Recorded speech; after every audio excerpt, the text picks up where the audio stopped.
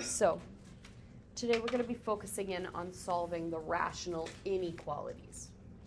So far we've been working with equations. And when it comes to the equations, generally speaking, our goal was to get rid of the denominators, and then you'd only have something that was either linear or quadratic to work with. Could it have been a higher degree polynomial? Yes. Did I make them a higher degree polynomial? No. Inequalities are slightly different, though. And you probably knew that already because you've worked with solving inequalities in other formats where the difference between solving an inequality and solving an equation is not that pronounced. If I said 2x is greater than 4, what would you tell me to do to solve it?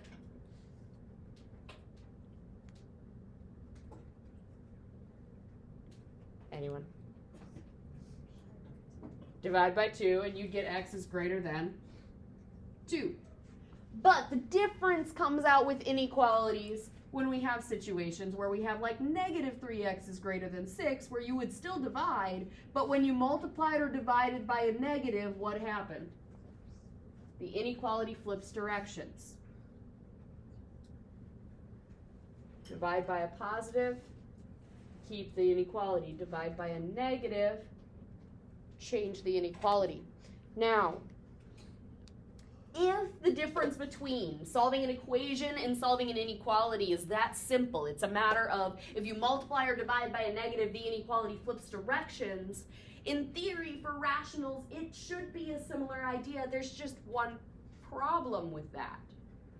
The problem is, in the situation where I give you a rational inequality and you go to try to cancel out the denominators, or if you try to do the other version where you put fractions together and cross multiply, the problem is the denominator that you're multiplying by is going to have variables in it. And if it has variables in it, do you actually know if it's positive or negative?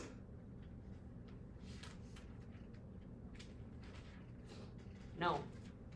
So, we have to approach inequalities a slightly different way. We're going to have a lot of similarities, but for an inequality, we end up having to break a number line into pieces.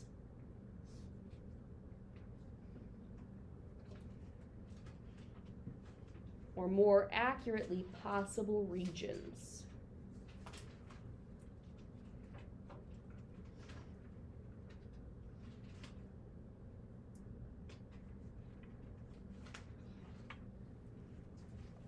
That can work. Now, essentially what we're going to be doing with these inequalities is we're going to have part of this process where we treat them like they're an equation. The only difference is that with an equation versus an inequality, when you have an equal sign involved in a problem, you end up knowing exactly what your x can be, versus when you have an inequality, you get a range of values that x can be. And that range, or that region of a number line, should only contain answers that work. So through this process, we're going to end up breaking up these number lines, and we're going to be testing each of the regions to see if that is a region that works or a region that doesn't work. And we won't know if it works or doesn't work using the typical solving process because of the fact that we don't know if we're ever switching that inequality as we're multiplying by a number, because we don't know if it's positive or negative. Now, there's one other thing that messes with that, though, that makes it where those regions, we can have a little hiccups in them. And that is, with an equation, specifically a rational equation, you always had this option of having numbers that didn't fit the original. You had extraneous solutions, which also messed with things. So, when it comes down to it, one of the things we have to be careful of is we also have that point, those places where it goes from this is a region that works to this is a region that doesn't work is not just solutions, but is also the excluded values. So when we break a number line into possible regions that work, we break it up at solutions to the equation, which there may or may not be more than one, or there might be none.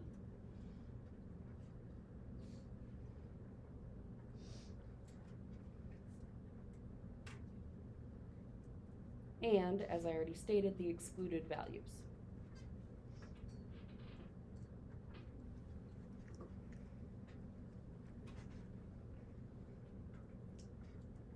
After we've broken up into those possible regions, we check each region.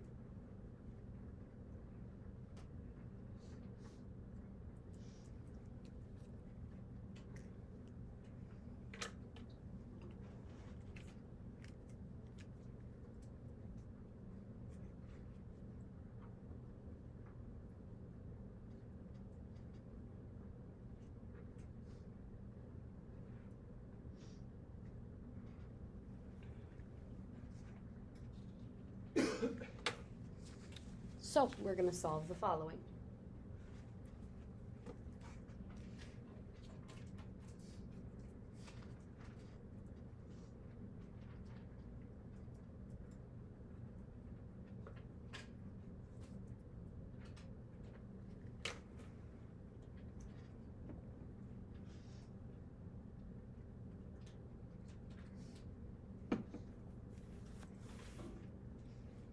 One over 3k plus 2 over 9k is less than 2/3.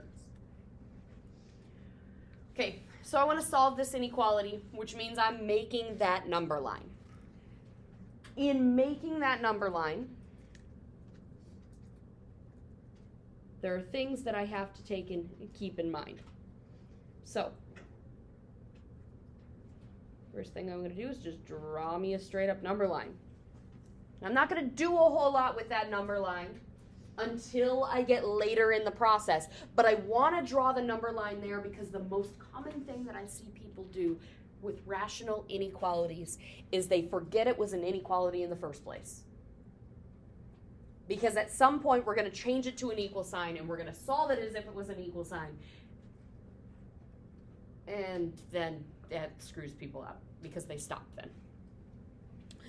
So, I draw the number line just as kind of a reminder that a number line exists and you have to deal with it. But otherwise, generally speaking, once I'm given my equation, I start looking for the different breaking points. This is Miss Benson. Yes?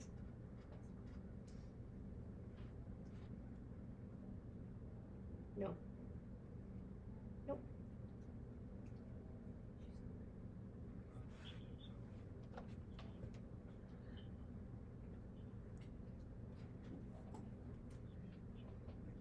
No, it has not done it again.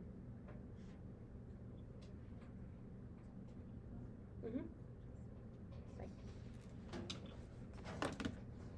Tech support, I don't need you in the middle of class. Okay, back to the math.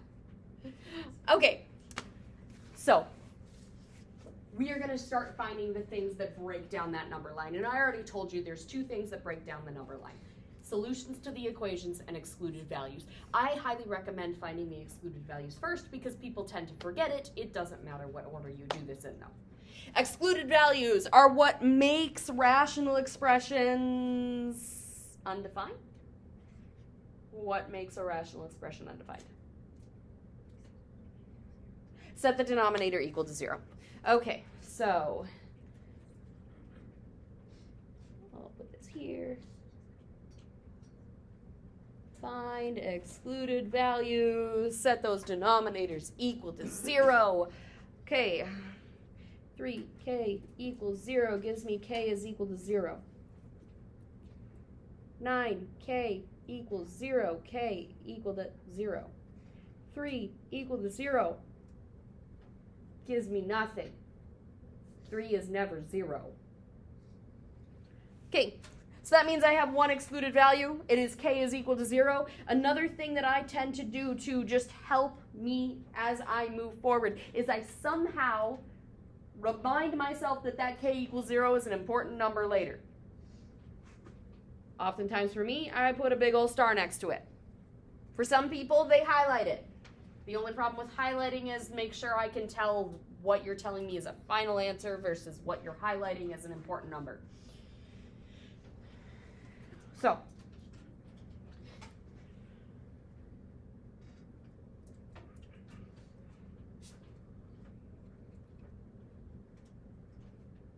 next thing you do is you solve the specifically equation. In other words,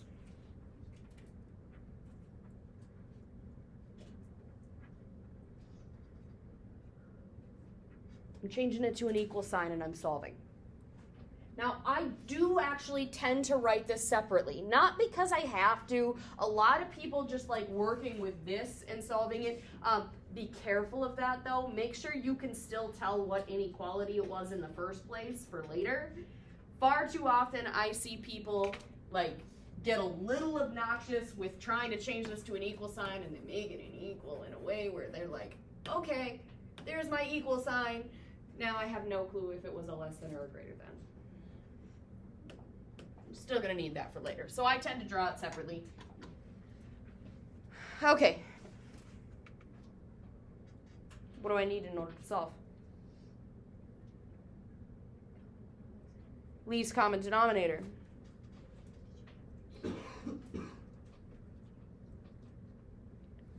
Smallest thing 3k, 9k, and 3 can all multiply and become is 9k. I multiply that by each of my fractions. Technically by the top of each of my fractions. Not the top and the bottom, otherwise you're not helping yourself. You're not getting a least common denominator because we're not adding or subtracting.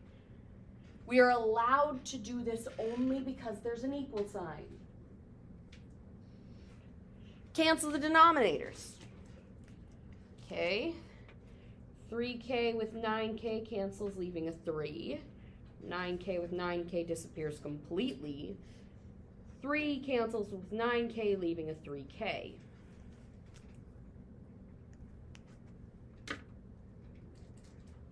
I am left with 1 times 3 plus, be careful of your pluses and minuses. Make sure if you're subtracting a binomial, you're distributing. I'm not subtracting anything here. 2 equals 2 times 3k.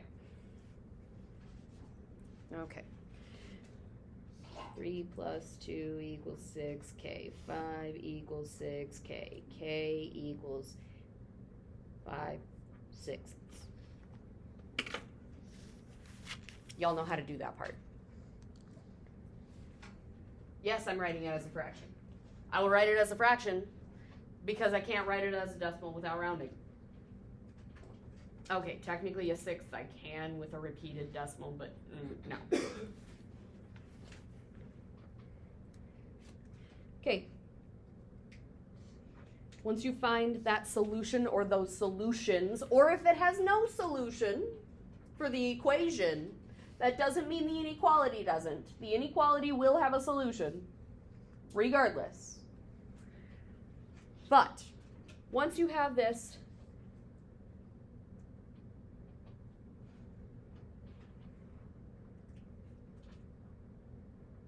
find your regions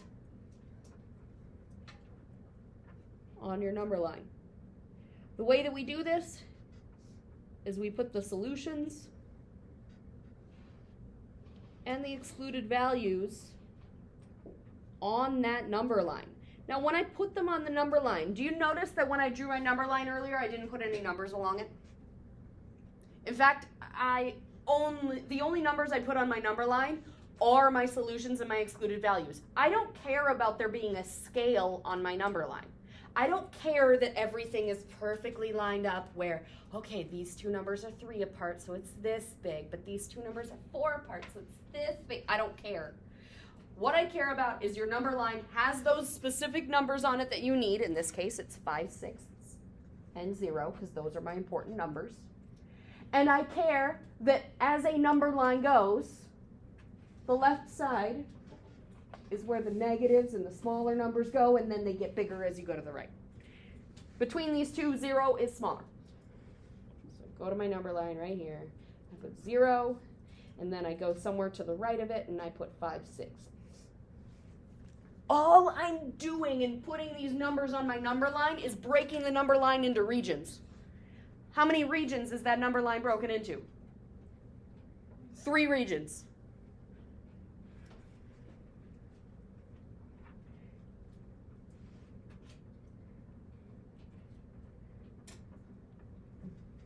We then test each of those regions. Now these regions are where the possible solutions can be. Solutions can be smaller than 0, can be between 0 and 5/6, can be greater than 5/6, or can be at multiple of them. The 0 and the 5/6 are the breaking points. So when it comes to technically giving our answer, and I shade my number line, or some of y'all, when do not write with a whiteboard marker on here. Some of y'all, when you learned how to do inequalities, did an open circle and did something like this. I'll be honest, that drives me bonkers, but if that's the way you learned it, that's the way you learned it. The key thing you need to figure out if each of these regions works, and the breaking point on each of these regions, because this is never going to be an or equal to in this class. I'm just going to be blunt with you. They're all going to be either greater thans or less thans. And excluded values you can't be equal to. These are all going to be open circles. And the question is, which of those regions works? Or if multiple work, which ones? To test a region, you pick a number in that region and you plug it into the original inequality. What number you pick, I don't care. I recommend you pick a number that makes most sense for the problem, that is easiest to work with in the problem.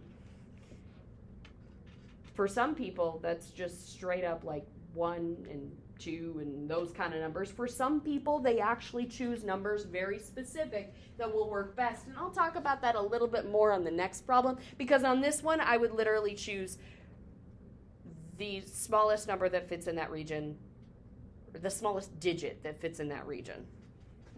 Specifically because there's no pluses or minuses. That's what makes it some numbers better than others. So in this region, I would test -1.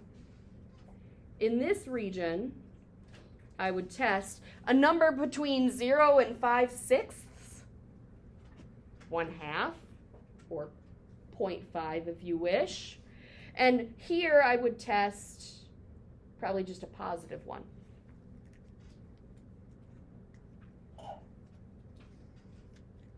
So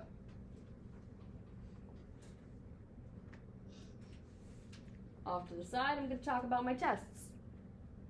And by off to the side, I'd just be not next to the number line. Okay, so I'm going to test where k is -1 by plugging it in. I get 1/3 times -1 plus 2/9 times -1 is less than 2/3.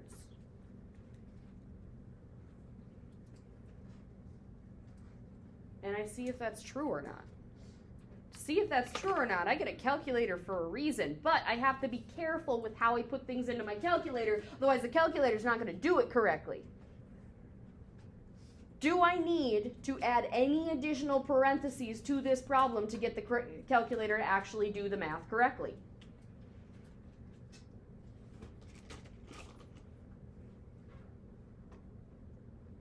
No one's going to give me a yes or a no. No one's going to guess. Yes, we do. Because if I type this into my calculator as 1 divided by 3 times -1, or just parentheses -1, the calculator is going to understand that as 1/3 getting multiplied by a -1. Now, in this case, it's the exact same thing as this, just because it's a 1. But if it was any other number, that would be a problem. I would need to make sure that this -1 stays in the denominator, so technically I need parentheses here, I need parentheses here. I need parentheses anywhere there's addition or subtraction or multiplication going between the numbers.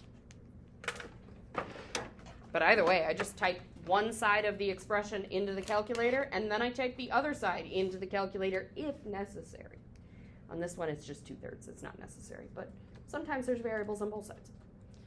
1 divided by parentheses 3 times -1 plus 2 divided by 9 times parentheses 9 times -1. Yes, I could use the parentheses like I did here, but I know it's a times symbol, so I'm just going to do that.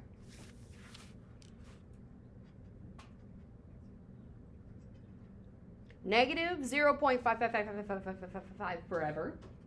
In other words, a -9/5. Is that less than 2/3? It's negative. Is negative smaller? Yep. This is true. Which means this region works. I tend to scribble on the region. Some people tend to put check marks on the region. I don't care either way. That part works. I move on to my next test. 0.5.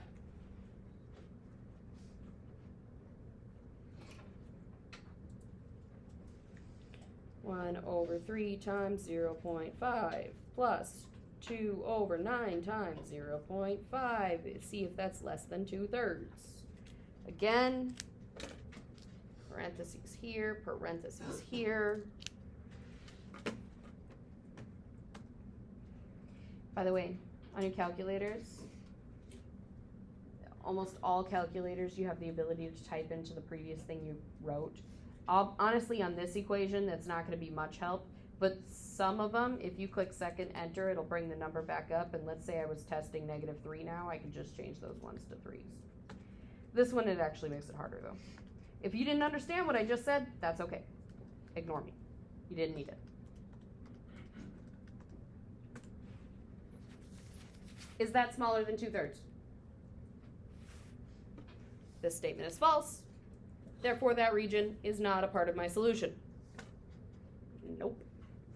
I just put an X there. I don't put any sort of shading on it because it didn't work.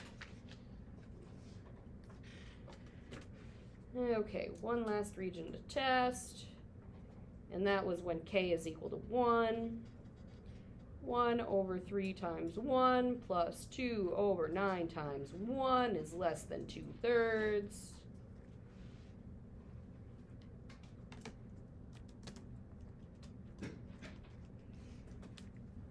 I get 0.5 repeating. Is 0.5 repeating smaller than 2/3? Now here's where some people are like, I can't do it anymore. It's a decimal and a fraction and it's not obvious.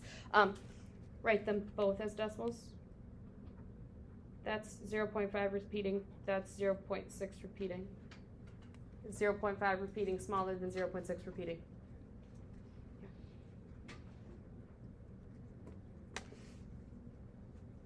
So, since that is true, this is also a place that works.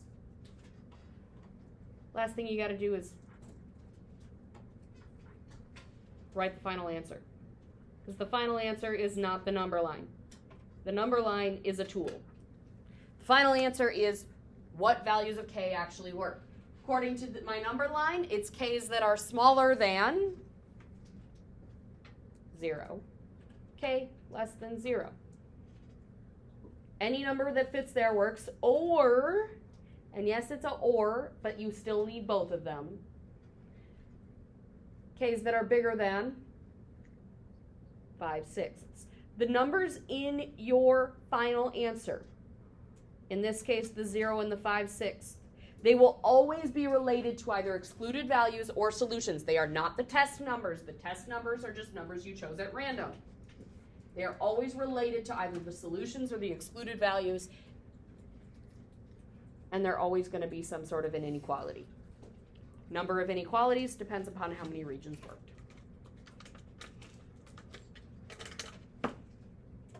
Yes, these problems take up some space.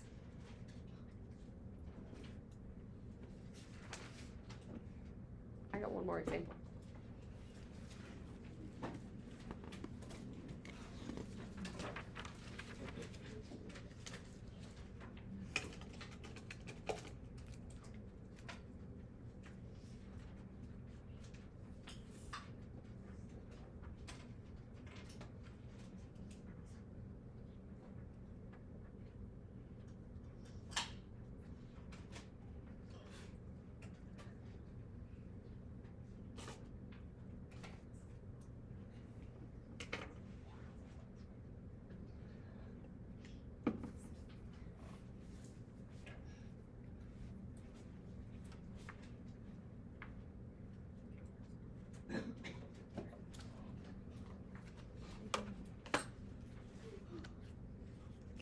X over 3 minus 1 over x minus 2 is less than x plus 1 over 4. Even. What's the first thing you would tell me to do on this problem? Find the excluded values. I recommended doing this first. If you don't do this first, it's not the end of the world. But yes, the first actual step is find the excluded values. Kate? How do I find excluded values?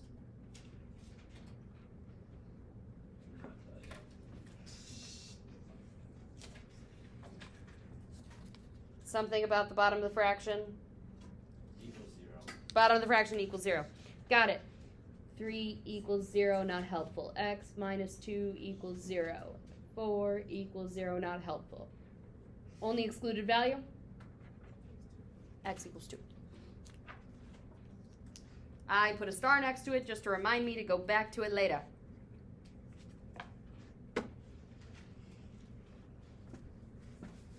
Malia.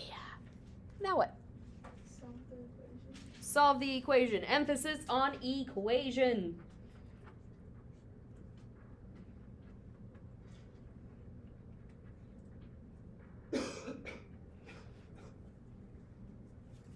Brooklyn. I want to solve the equation. What do I need? Least common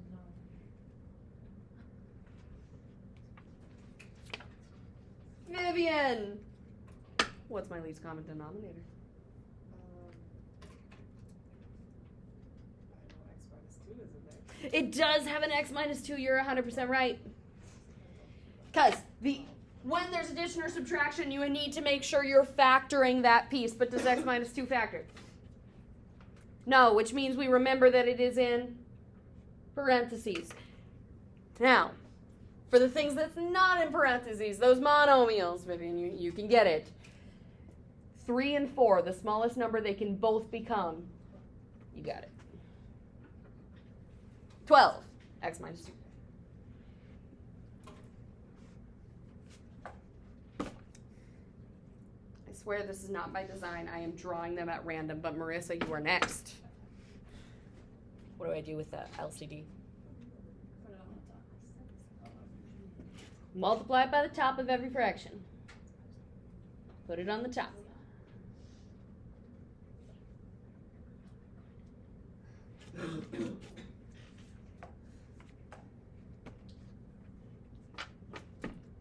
Remembering. Can I do that if there's not an equal sign? Can I just multiply something by the top of a fraction if there's no equal signs? No. Emily. Multiplied it by the top. Now what?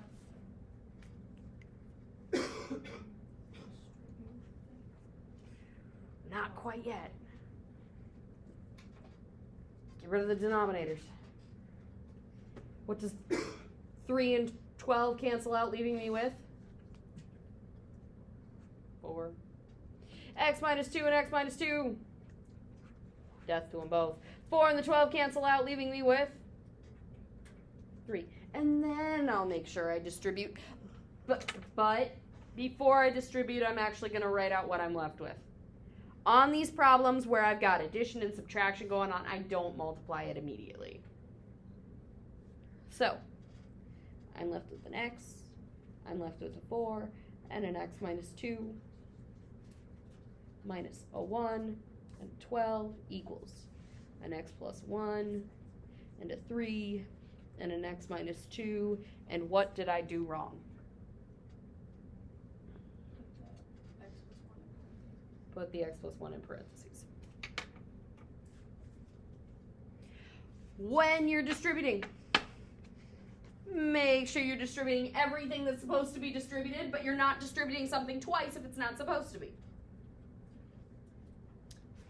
So, Brody, what am I going to get with this first piece? Actually, let's just say the entire left side. X squared minus 2x. Both of those get distributed. So not just x squared, but Minus 4x. so I'm going to distribute both of these at once. It's going to be easier when it's that monomial, or when they're both monomials. X times 4 is 4x. So let's distribute that. Okay, so Brody, now that's a 4x. 4x times x is 4x squared. And then the 4x times the negative 2.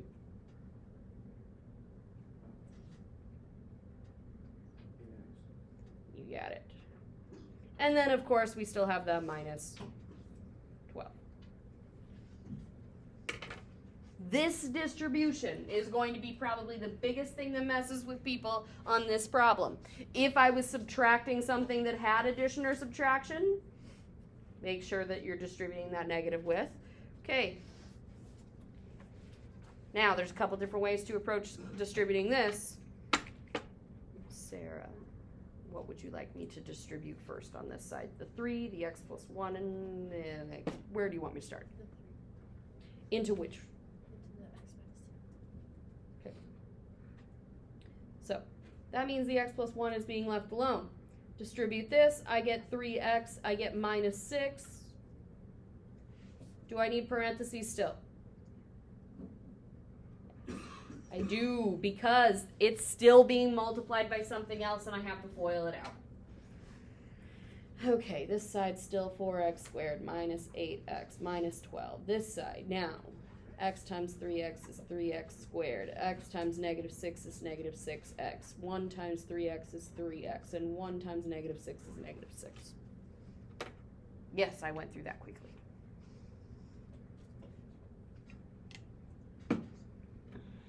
I combine like terms. 4x squared minus 8x minus 12 equals 3x squared minus 3x minus 6. Now, we've talked about this when it comes to the equation. Sometimes you're going to get linear, sometimes you're going to get quadratic, and sometimes you're going to get the pseudo or fake quadratics. Is this one linear? No. Is this one quadratic? Yes. And if it is quadratic, what do you need to make it equal to in order to solve? 0. I want my x squareds to be positive when I'm solving quadratics, so I am not going to move the 4x squared. I'm going to move the 3x squared and everything on that side.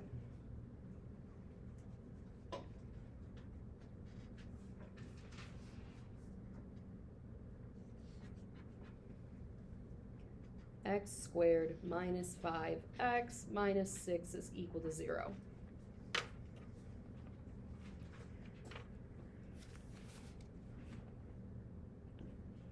I can factor, I can quadratic formula. Doesn't matter which. In this case, it does factor really easily. Two things that multiply to negative 6 but add to to a negative 5 are negative 6 and positive 1. Be careful. Far too often people try to tell me it's a negative 2 and a negative 3. Those do not multiply to a negative 6. They multiply to a positive 6. So be careful. And then we split. We are only allowed to do the split because it's equal to 0. It's known as the zero product property that says the only way these are multiplying and giving me 0 is if they're individually 0. I get x equals 6. I get x equals negative 1.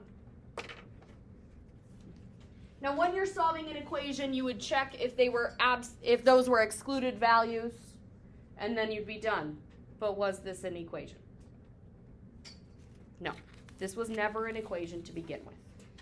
This was an inequality.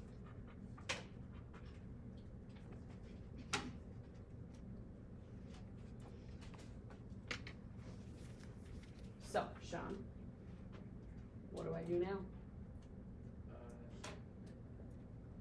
Why you plug it into whatever? We're not plugging anything into the calculator quite yet. You're putting it into the top like fraction. Like the thing on the top of starting. The number line? Yeah. You put them onto the number line. My numbers are 2, 6, and -1. Which one goes first?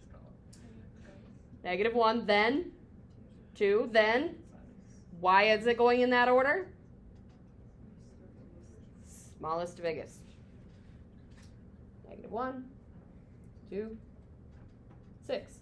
I don't care if they're spaced in any way that makes sense. That's not the point of the number line. The number line's just to give you regions. Each of those is technically an open circle if we talk about how inequalities are graphed. How many regions am I testing? I have 4 regions to test.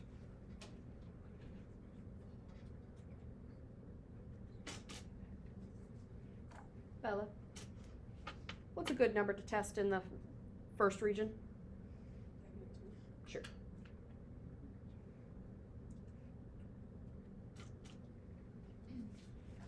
Dom, what's a good number to test in the second region? 0. Yeah, people tend to overlook 0 as a test value. It's a great one. Kaja, what about the third region? 3. I love 3. Isabel, fourth region. 7 it is.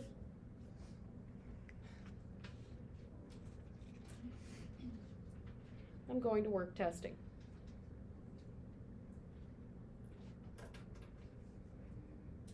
So, now I'm plugging in.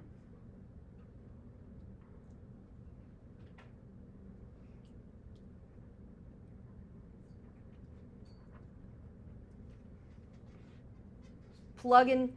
I tested -2 first, plugging it into my original inequality. If I want to use my calculator to help me, Caleb, where do I need to make sure I put parentheses? When there's plus or minus, or one other place when you're actually plugging numbers in? Multiplication. Nope. Ooh, here. Ooh, here. Plug in one side of the equation or the inequality at a time. -2 divided by 3 minus 1 divided by parenthesis -2 minus 2. Blah. -0.416 repeating. You don't actually have to write it down on paper if you don't want. Then I plug the other side in, and the nice thing about these calculators is I can plug 2 equations in at once and see them both. Is -0.416 repeating smaller than -0.25? Be careful with your negatives. Yes, it is.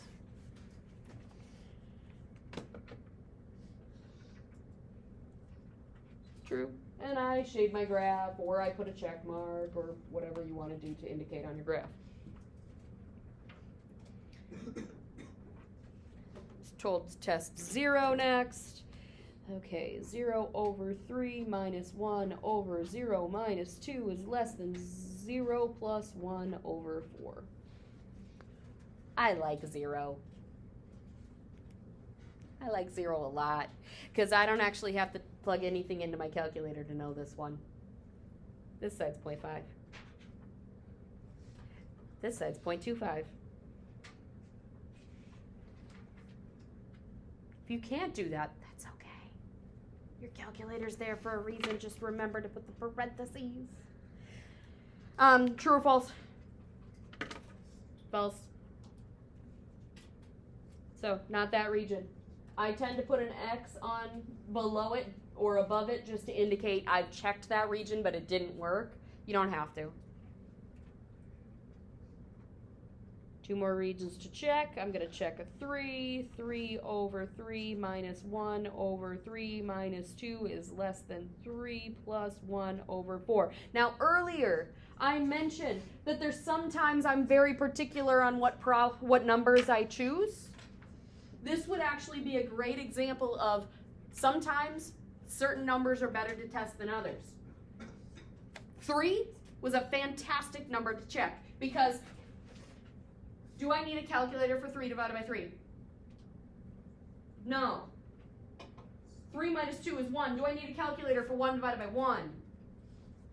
No. I can do some of this in my head and kind of know what's going on. That's 1 minus 1. I get 0. Over here, I get 3 plus 1, which is 4 over 4, which is 1. Is 0 less than 1? Yes, this region also works. Do you have to do that? Absolutely not. Can you plug it into the calculator still? Absolutely. Just understand that this one gave you easier numbers to work with. True, so I shade in that region between 2 and 6 because that's what region we were testing, and I've got one last region where I'm testing the number 7. 7 over 3 minus 1 over 7 minus 2 is less than 7 plus 1 over 4.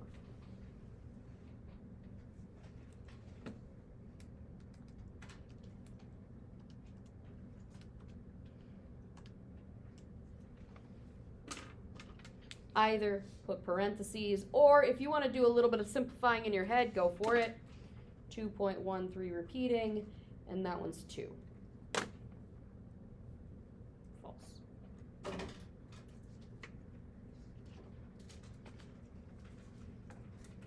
Once I've tested all my regions, Kale, what do I need to do? Write our final answer. Okay. Our final answer, we've got 2 regions, which means I need 2 inequalities to be written. The first one is this one.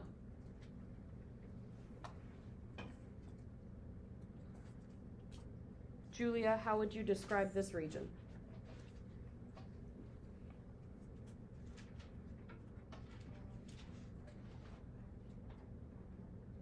Are they smaller or bigger than a number? Than what number? So smaller than -1, in other words, less than -1. If you struggle with less thans and greater than symbols, the less than looks like a capital L that says fish. It looks like an L. So x is less than -1. This region tends to mess with people.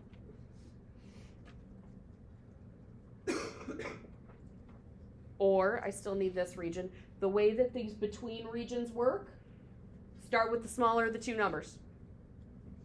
2. And in between the 2 numbers, it's always the small number less than x less than the big number.